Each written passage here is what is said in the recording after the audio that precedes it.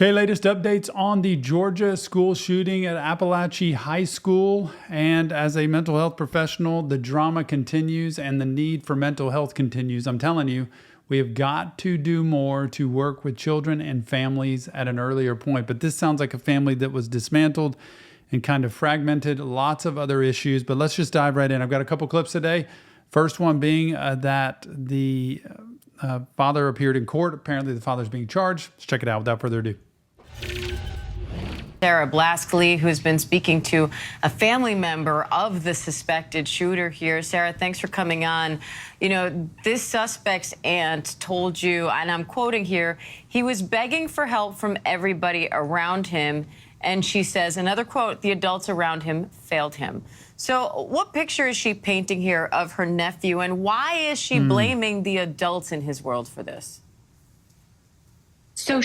This is kind of my suspicion all along with this, is what is going on with this family where these children, I don't say him, Colt Gray, I believe is his name, that he would end up in this spot. Well, many times it's from the family, most of the time, unless it's trauma, abuse, or something that happens outside. But I think you have relatives now saying, look, man, could have seen this coming from a mile away. Not that we want this to happen, but this was a troubled child, troubled family, lots of problems, and nobody was ever doing anything about it, and no help was ever gotten. Clear to people around him, adults in his life, that he was suffering from severe mental health issues. Yeah. She didn't elaborate, but that's how she described it.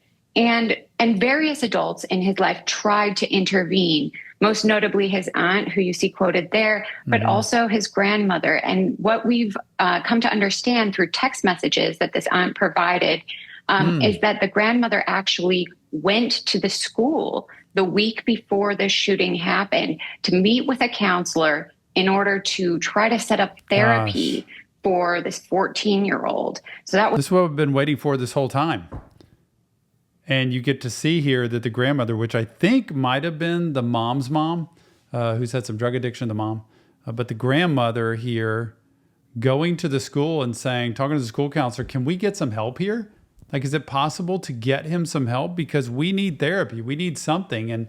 And look, as a therapist, people don't know where to go all the time. They don't know who to call. They don't know what a psychiatrist is from a psychologist, from a counselor, from a therapist, from all these different parts. Can you please help us? And I'm wondering what the school said.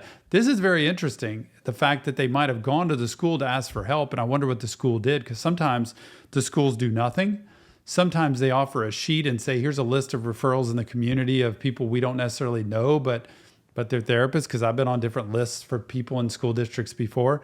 Sometimes they say, well, just go Google it and go search. So I'll be curious what they actually did say about this, because this is where the rubber meets the road. So that was 7 days or less prior to the shooting happening. A week ago. Now, his father is now also being charged. He was arrested last night. He was in court this morning.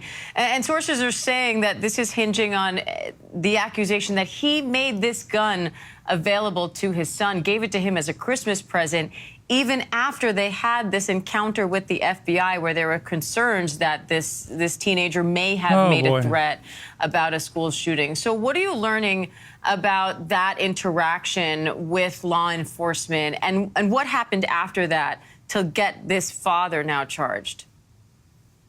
So I understand from this teen's grandfather, so the father of his mother, to be clear, that there are several family members who were concerned about the teenager having access to weapons in the house.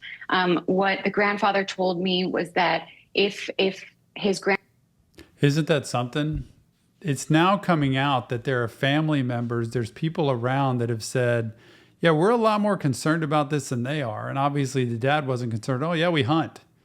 But if your child has mental issues, if your child is mentally unstable, you don't want to put them around anything dangerous. It's the same with knives. It's the same with scissors. It's the same with anything that they might be able to hurt themselves, pills, anything they could hurt themselves with, because they're not doing okay. And somehow he was just oblivious to this. A weapon or access to a weapon, then he wouldn't have killed. grandson had not had a weapon or access to a weapon, then he wouldn't have killed 4 people.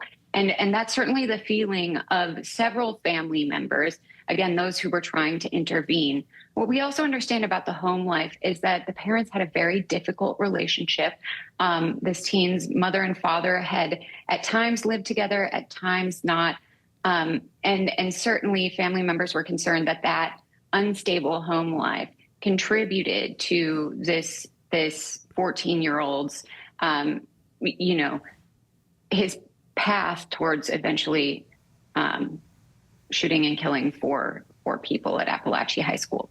Sarah, in so many of these cases, and unfortunately, there are so many that we cover, there often in the aftermath are all these red flags and warning signs that were missed. Do you get the sense from the people who were close to him that they believe that this tragedy, that this crime was preventable?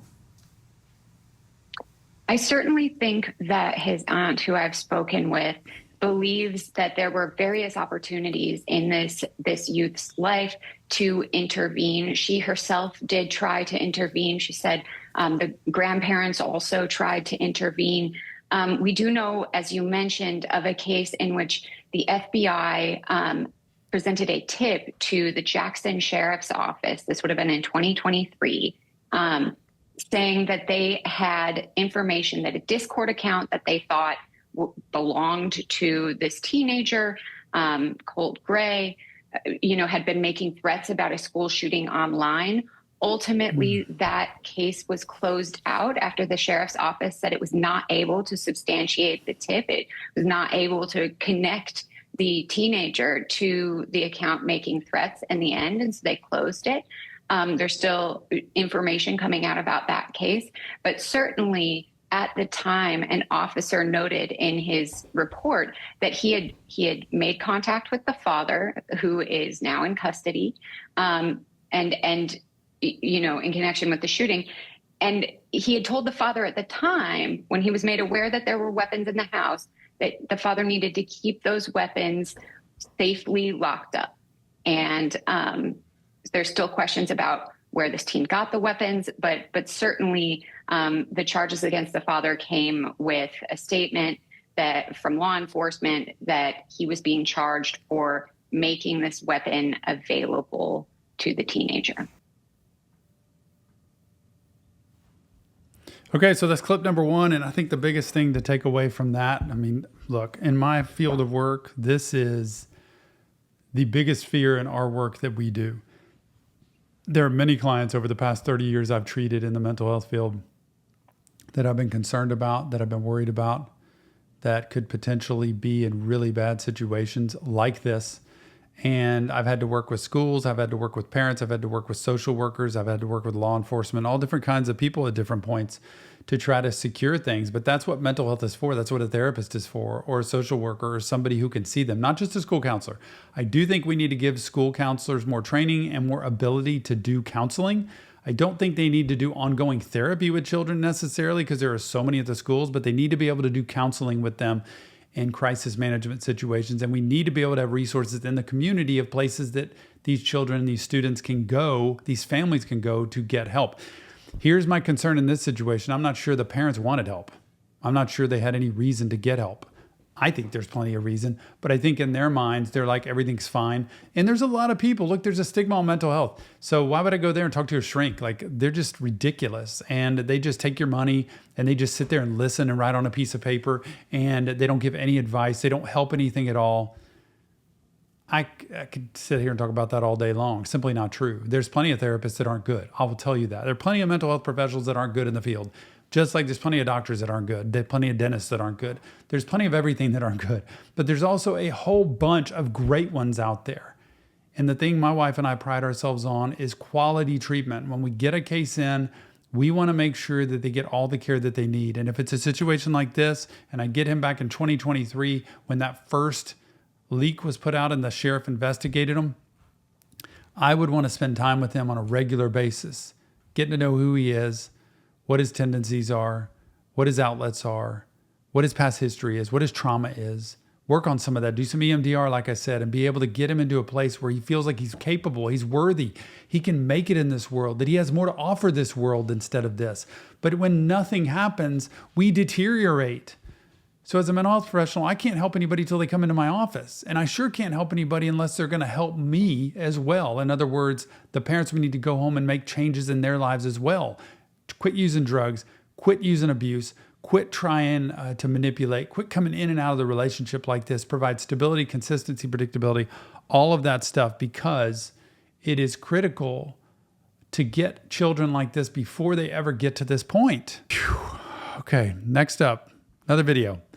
All right, this is the about the mother warning before this ever came to light, before this ever happened. Now to the Georgia school shooting, and we are learning much more now about what happened that morning. The alleged shooter's mom reportedly calling the school with a warning just a half hour before that shooting. Oh my goodness. goodness. Faith Abube is in Winder, Georgia this morning. Good morning, Faith.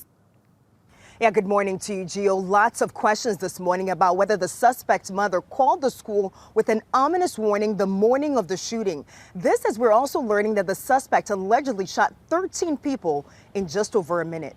Oh my goodness. This morning, new details. 13 people in just over a minute. Like, that is... And the fact that the mom called the school 30 minutes before... Details emerging about the suspect in the Georgia high school shooting from family members and a classmate about what they say happened the morning of the shooting. Cole Gray's aunt telling ABC News details first reported in the Washington Post that the 14-year-old's mother called a school counselor the morning of the shooting to warn them about an extreme emergency. The Post reporting that the suspect's mother texted her sister, saying she told the school counselor to go immediately and find her son to check on him. The 10-minute call apparently came at 9:50 a.m., according to the suspect's aunt, nearly a half hour before the suspect allegedly opened fire. You don't think the kid that sits next to you in class is just gonna shoot up your school one day? 16-year-old Lila Sayarth. Oh my goodness. If this is true and she actually did make that phone call, did they go check on him? Did they not? Did they pass it off? They couldn't have. I can't imagine they checked on him. Oh, wow. If this is actually true, I don't know how they find this out. I don't know if they record their calls. This, I think, is that Lila girl who was on the interview the other day. Says the suspect walked out of her class, minutes later, appearing back at the classroom door, trying to get back in. Barrow County Sheriff Judge Smith confirming the shooting lasted about a minute. According to authorities, 2 school resource officers then finding the suspect, allegedly holding an AR-15 style rifle. They ended the carnage at that distance. With what he had and what we had, it was a no-win situation. Smith says local law enforcement agents quickly arrived at the scene thanks to an emergency alert system the county installed just 1 week earlier. That system, a badge given to each teacher with a button on it like this one. When pushed, it acts like GPS, pinpointing exactly where the emergency is happening in the building. 26 teachers hit that button. It's a school. It's not supposed to happen. It's supposed to. Oh my goodness. So grateful they have that new technology installed where they can hit the button and that goes straight to law enforcement so that they can know exactly where to get to. But in 1 minute, all of this happened. And 30 minutes before, there might have been a call. This is the part of the breakdown I wonder about, that we have to do more to get ahead of this instead of behind this. All of these signs from at least a year before, and even from family members, probably years before, that there were problems that needed to be dealt with here. Be a safe place for kids. And the sheriff says he's not aware of any alleged phone calls to the school warning them before the shooting. The school district declined to comment. In the meantime, though, the suspect was in court on Friday, but did not enter a plea. Janae? But if she made a call, I'm wondering if she knew who she made it to, if she knew the name of the person that she made it to. And it was a 10-minute call, supposedly. So who was she talking to? And somebody at that school, unless they're all saying, no, we never got a call. Did they get a call or not? I don't know. But I would love to find out. This is the reason we keep covering this, is because We got to find a way to keep our students safe, our children safe. And one way to do it is protection, is security. The other way to do it is noticing ahead of time what potentially is harmful, what's damaging, what could be a mental health crisis way before it ever gets to this point, so this never has to happen again. Leave your comments. Let me know what you think, and we will wait for the next update on the Georgia school shooting. See you next time. Mental health matters. Don't forget it. See you on the next Reaction Therapy.